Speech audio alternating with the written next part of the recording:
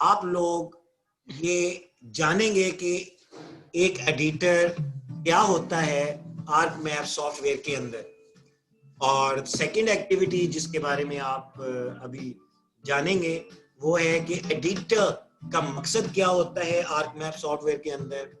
और जो third activity जो आप अभी करने जा रहे हैं वो ये है कि एडिटर जो है आर्कमैप सॉफ्टवेयर के अंदर कैसा दिखाई देता है। ये आप अभी जानेंगे इन तीनों एक्टिविटीज के बारे में। माय डियर स्टूडेंट्स, आइए अब हम चलते हैं फर्स्ट एक्टिविटी की तरफ और ये जानते हैं कि आर्कमैप सॉफ्टवेयर के अंदर एक एडिटर क्या होता है। माय डियर, आर्कमैप सॉफ्टवेयर के अंदर एक एडिटर जो है एक्चुअली एक टूल होता है और जो कि tool of the tool bar के अंदर जो है हम लोगों ने ऐड करना होता है। और इस टूल के अंदर बहुत सारे टूल्स होते हैं। माय डियर, आप यहाँ पर सोच रहे होंगे कि tools of the tool bar से क्या मुराद है। ये tool of the tool bar का क्या मतलब है। Tool of the tool bar के अंदर जो है बहुत सारे टूल्स होते हैं जो कि कोई खास काम करने के लिए हमें उनकी ज़रूरत होती है।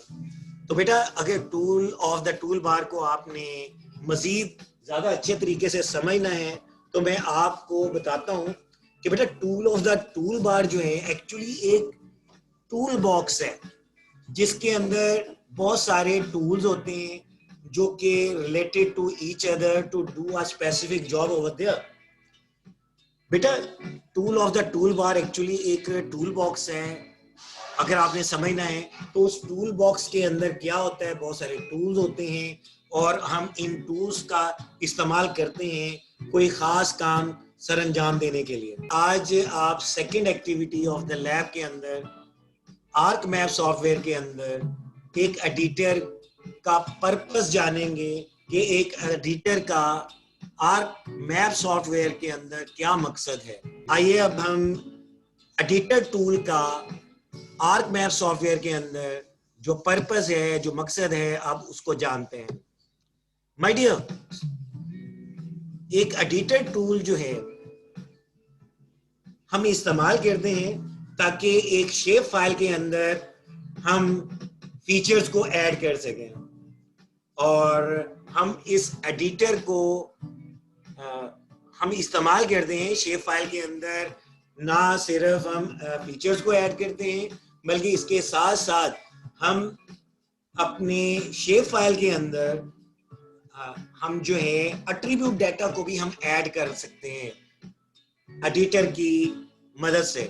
तो माय डियर स्टूडेंट्स, बेटा यहाँ पर शेप फाइल के अंदर फीचर को ऐड करना और उसको एडिट करने से क्या मुराद है।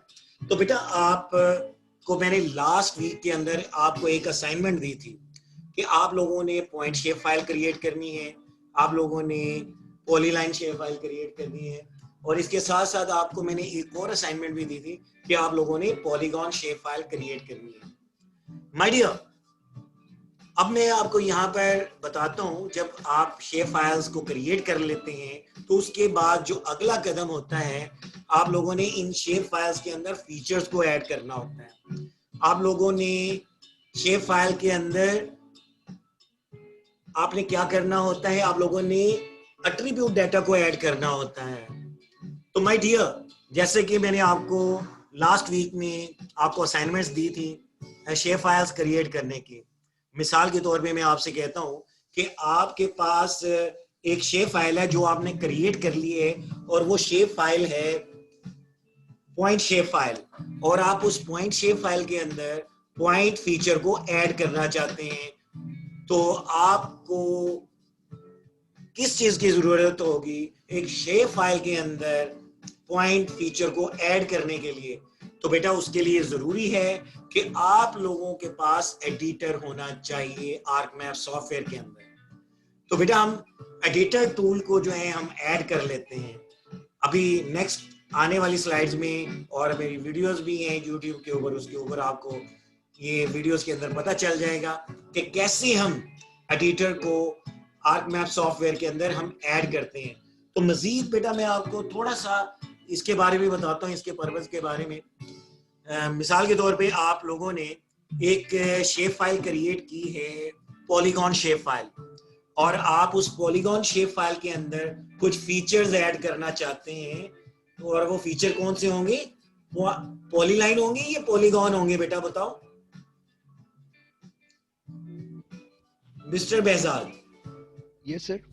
बेटा मैंने आपसे कहा है कि आपके पास एक पॉलीगॉन शेप फाइल है जो आपने क्रिएट की हुई है, तो उस पॉलीगॉन शेप फाइल के अंदर आप कुछ फीचर्स ऐड करना चाहते हैं, तो बताएं कौन से फीचर्स होंगे जो कि आप ऐड कर सकते हैं? क्या उसमें पॉलीगॉन पॉलीगॉन फीचर ही ऐड कर सकते हैं पॉलीगॉन शेप फाइल के अंदर?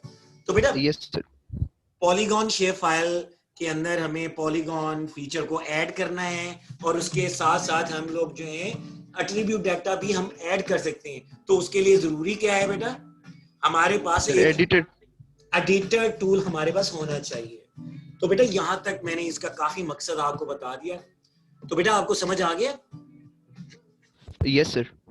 तो बेटा अब हम जल्दी जल्दी से हम अपनी तीसरी एक्टिविटी ऑफ द लैब की तरफ चलते हैं, और तीसरी एक्टिविटी ऑफ द लैब के अंदर आप लोग ये सीखेंगे और ये जानेंगे कि ArcMap सॉफ्टवेयर के अंदर एडिटर टूल जो है, जो कि tool of the tool bar है, वो कैसा दिखाई देता है।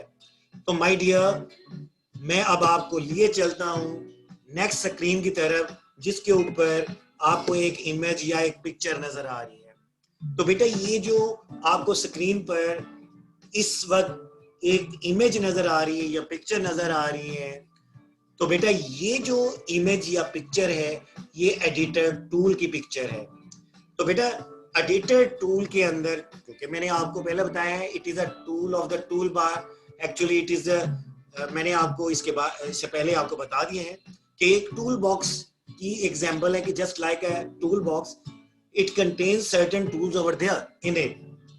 अच्छा बेटा, यहाँ पर जब आप एडिटर टूल को जब tools of the tool bar के अंदर ऐड करते हैं, तो बेटा एडिटर टूल कुछ इस तरह से दिखाई देता है जैसा कि आपको अभी इस वक्त यहाँ पर स्क्रीन पर दिखाई दे रहा है। एडिटर टूल है, ये उसकी तस्वीर है।